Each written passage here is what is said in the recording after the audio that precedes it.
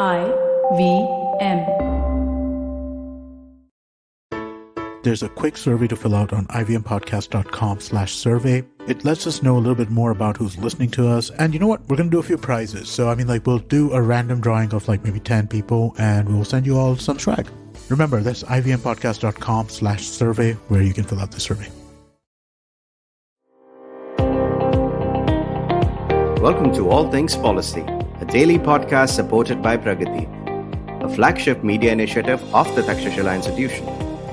We're a bunch of policy nerds based in Bengaluru, and we like to bring a fresh perspective to Indian affairs and an Indian perspective to global affairs. So grab a cup of coffee, sit back, and join us for today's chat. Hi and welcome to another episode of All Things Policy. I am Mahek Nankani. I work as an assistant program manager with the Takshashila Institution.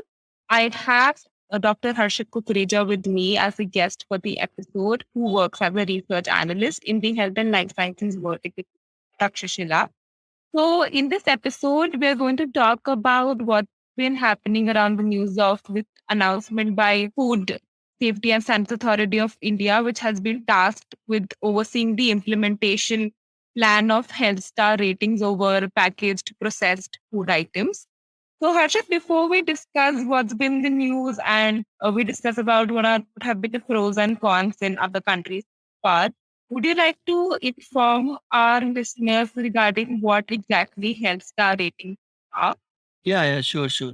So, as you may be aware, you pick any packet or you pick any packaged item, you'll see that behind the package, on the backside of the package, there's a label which states the nutritional values of whatever the contents are. So it says sugar, added sugar, this many grams per 100 grams of maybe chips. Sodium is this much, added fats is this much, trans fats are this much. So this is what the government had mandated earlier, that you should have a nutritional label behind the package. What the government is now trying to do, and I think, and it would be voluntary starting 4 years something. So what they're trying to do is they have started a thing called health star rating labels. So a lot of other countries are doing this, and what the labeling would be, it would be a rating starting from 1 to 5, and it will increase in half star increments. So it will give a score to the food dependent on the nutritional value, on the on the quantity of fat, sugars, the basically the good components and the bad component in the food. So it is sort of a way to inform the consumer that how nutritious or how healthy this packaged food item is for you, because packaged food items usually have a lot of added salt, sugar, fats. So this is sort of a way to change behavior of the consumers and make them more aware about what they're eating and try to shift food patterns towards a healthier, like a healthier diet. So this is that. So Oh, sorry, go ahead. no, I was saying that thanks for telling in detail about what health star rating systems are. I assume that this decision has come after this recent study by people from IIM Ahmedabad, which was called the Consumer Preferences for Different Nutrition Pack Labels in India.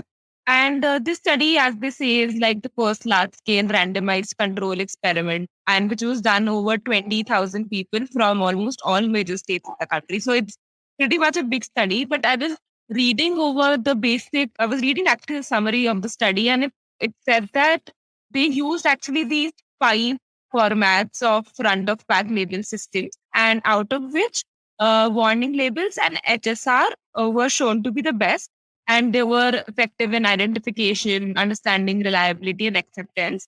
And in most parts of the country, for example, in the southern, central, and western regions, HSR outperformed the warning label. So I just want to understand the difference between the HSR and warning labels, which have shown to be the most popular amongst the population.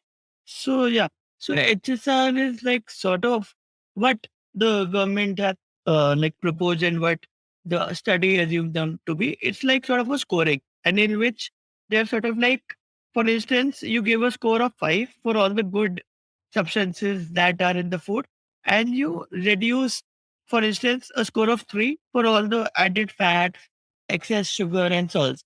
So it is sort of a scoring which tries to balance the good minus the bad. And warning labels are simply colored labels, which are, for instance, you will have a red dot, which shows that this packet has too much sugar.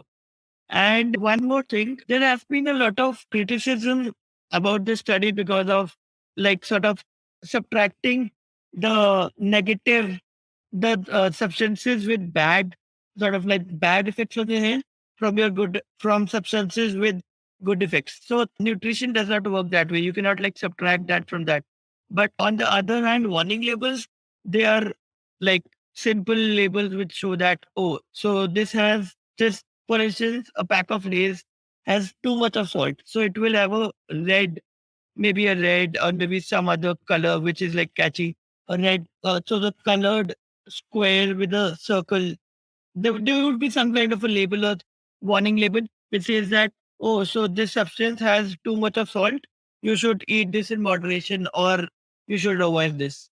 So that is the basic difference between health star ratings and warning labels. Okay. So before we discuss more pros and cons around HSR, can you also give a detailed information about what other countries have been using? I know this HSR was initiated by Australian and New Zealand government, and they have worked over years with the public health department, with industries. But what other countries, so like what about other developed nations? Are they using HSR or there are other formats for labeling? So yeah, so a lot of countries have been using like some kind of indication on their packets. For instance, mandatory, I think Mexico, sort of like Brazil, Israel, Sri Lanka, Thailand, Iran, Peru, these have sort of like mandatory labels on the packet. And EU has voluntary labels. And countries like Uruguay and a lot of Latin American countries, they have mandatory warning labels. So a lot of countries have been using different types. Some have made it voluntary, some have made it mandatory, and a lot of reports have shown that mandatory warning labels are the best way to go if you want to inform the consumer and if you want to change consumer choices And instead of. that's why in India, we do not have either mandatory or voluntary any kind of label, right? On packaged food items, or do we? Because I know on the back end, we do have something about nutritional values, but on front Never seen. end, I'm like never seen anything on the front end. No business would want to put a warning label on the front which says, "Oh, too much sugar, don't eat."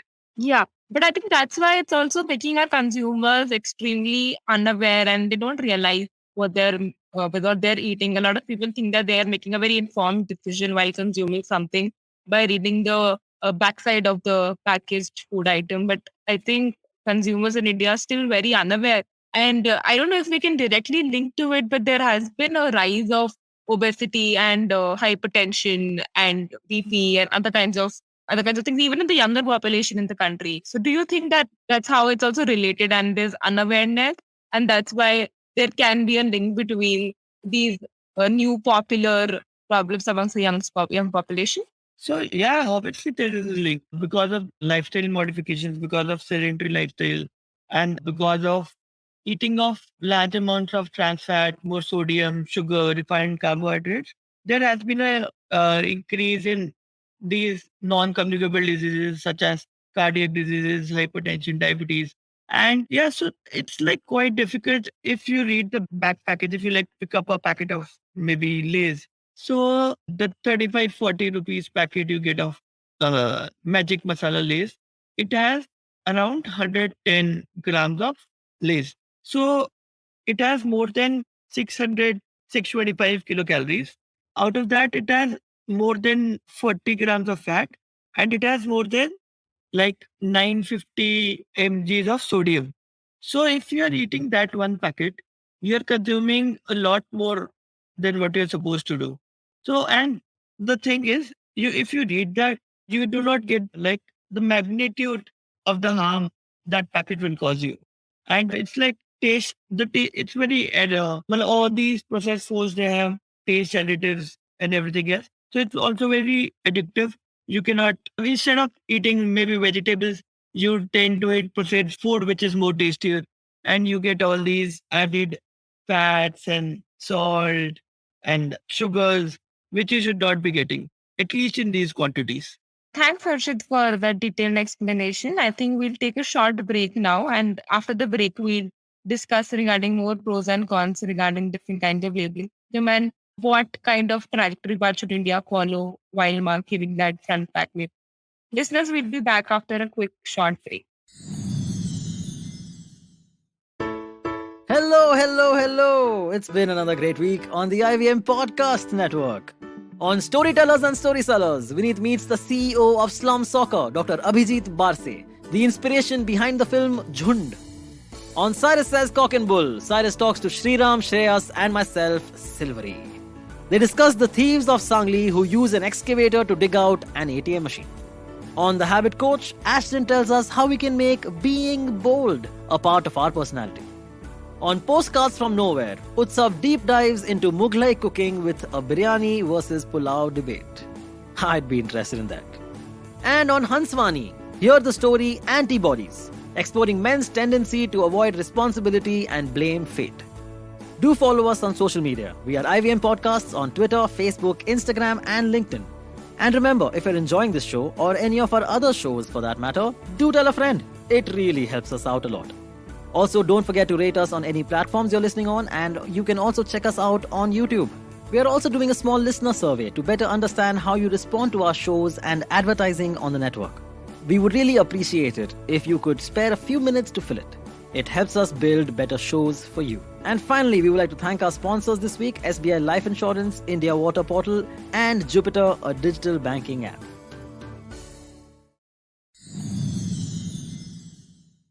Thanks, listeners, for staying back. So, Harshit, we were discussing about how there has been a rise in increase of non-communicable diseases amongst the younger population. And we know that there has been a shift in dietary wants and dietary consumption of people these days. And we also know because of the pandemic, people have hardly gotten out and they have hardly done any physical exercises. So, do you think all of this has been adding up to make people even more unhealthy? And that's why right now it has become extremely crucial for the government to start implementing HSR or other formats for labeling system across all kinds of packaged food items. So yeah, it's not only about the pandemic. People have been getting less physical exercise over the years and have been adopting a sedentary lifestyle. This is what happens usually, what other countries actually follow. And this is what happens usually when a country develops and urbanization takes place. So, yeah, this was the time for these labels was like due for a long time. One of the time was there. So, after the pandemic, it has become even more important that we put out these labels. And there is information paucity, sort of like a information gap for the consumer. And like FSI has given the responsibility, it has been given the responsibility by the government to roll out guidelines to come up with better solutions. But what I've been reading and what I have also thought about it is that other stakeholders, for example, the manufacturing companies, industrialists, public health experts, have not been put into loop before communicating or communicating with the other stakeholders. Do you think that there is this gap in the entire loop while not keeping all stakeholders informed about it and including in the decision making process? So, for any type of public policy implementation and sort of like making a public policy or making any change in public policy, it is imperative that you include all the stakeholders, you consult all the stakeholders. And I think sometime in February, March, a group of 50 or so academicians, institutions wrote to the government saying that HSR is not a health star ratings is not a good way to go. And obviously, there has been some opposition from the industries, but it is very important that you include everyone so that they can put forward their ideas. And as we are seeing that sort of a opposition is building to health star ratings, and people want at least the people involved in nutrition, people involved in public health want warning labels. And industry also has their concerns. For instance, they don't want juices to be put into HSRs. They say that juices already have a lot of naturally occurring sugar. So almost all of their products will have like a large amount of sugar. So at a certain level, I can understand their concern, but even if it is natural sugar, sugar is sugar. So the quantity of sugar should be moderated, and there should be a sort of a label which wants the consumer that this product has a lot of sugar, even though it is natural. So, yeah, in conclusion, stakeholders should have been more closely included in the decision making process. Harshit, you mentioned one point that there is a need to put one kind of warning labels. Right? My question is, do we at this point think that HSR are the best way out? I know we have been doing nothing about it for over these years, and it should be taken as a welcome move in the right direction because it's going to make consumers more informed about their food choices. But like, how far are we sure that this is the most efficient way of doing it? And it's going to make because HSR can, of course, because of the calculator and algorithm, it can be easily manipulated by the manufacturing units. And you've also mentioned about cutting out the negatives, highlighting the positives. All of that can be done with HSR. So at this point in time, should we only go with HSR or should we include other kinds of formats into test? I know in the study it has been revealed that warning labels and HSR have become the most popular and probably most easier to understand for the general public. But in that of ease, are we including what actually benefits the consumers the most? Or at the end of the day, what kind of format will make these consumers most aware of what they're consuming of all these packaged items? So, yeah, even in the IM Ahmedabad study, HSR was not leading. Warning labels were sort of like the favorite. Whenever in the survey they did, warning labels proved to be the most effective. But they added one question which asked the respondent that what kind of labels do you prefer? So that question changed and tilted the scale in favor of HSR.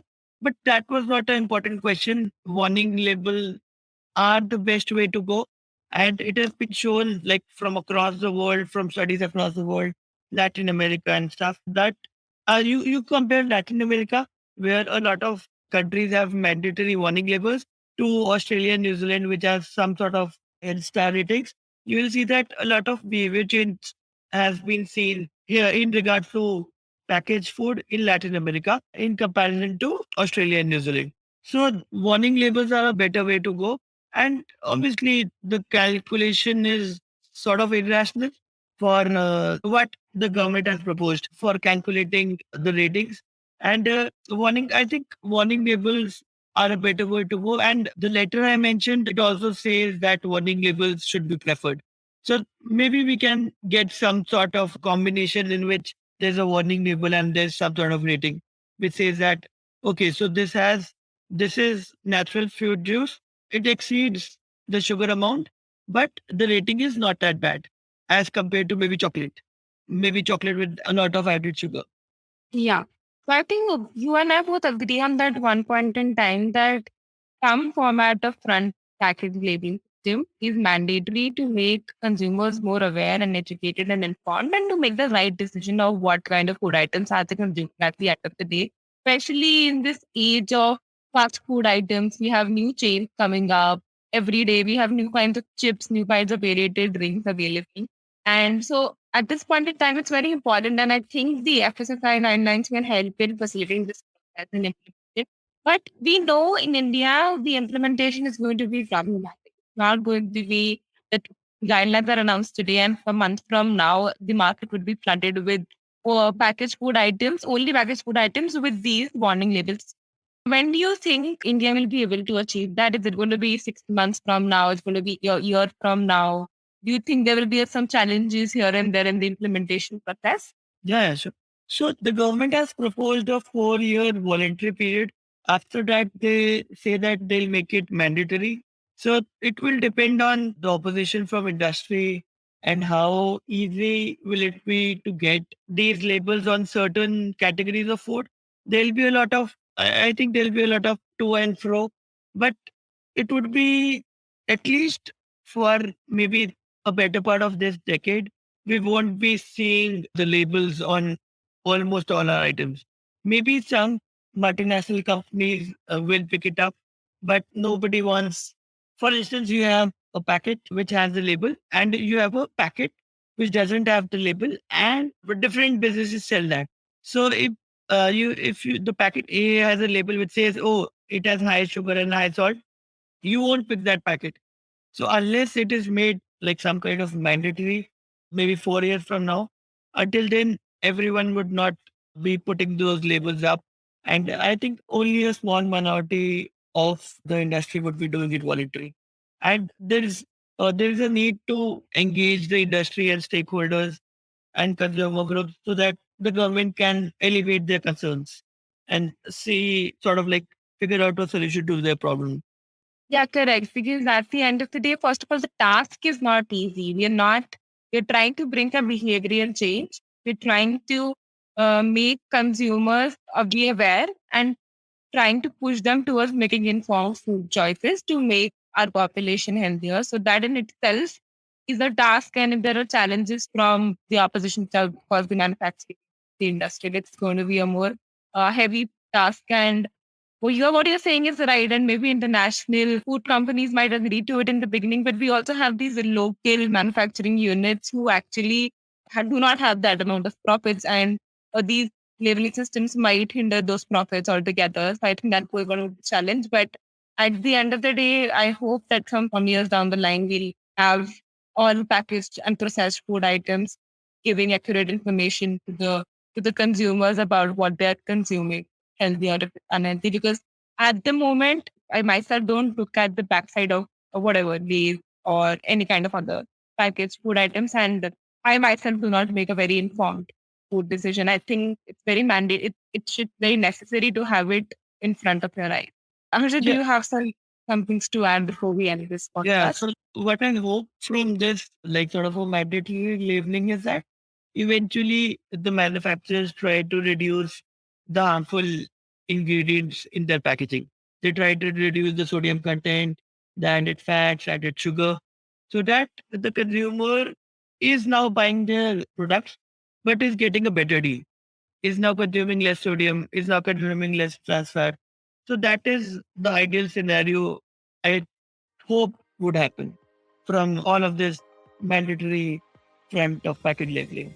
Thanks, Harshit, for being with us for this episode.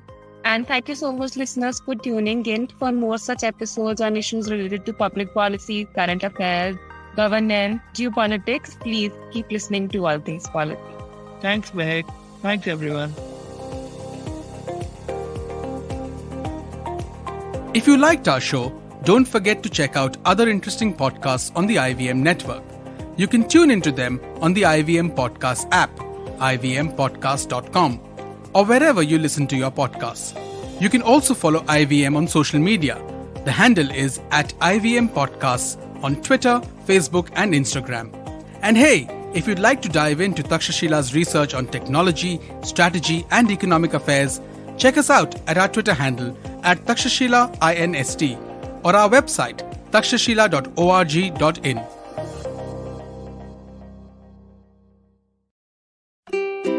Habits? Routines? How exactly do they help us get better? Well, to simplify it for you, tune in to the Habit Coach podcast. I am Harshit Dr. and I'm going to be here to help you get better daily with some simple, easy to do habits that you can easily adapt to your life. So tune in to the Habit Coach podcast from Monday to Friday because I believe that awesome lives start with awesome habits.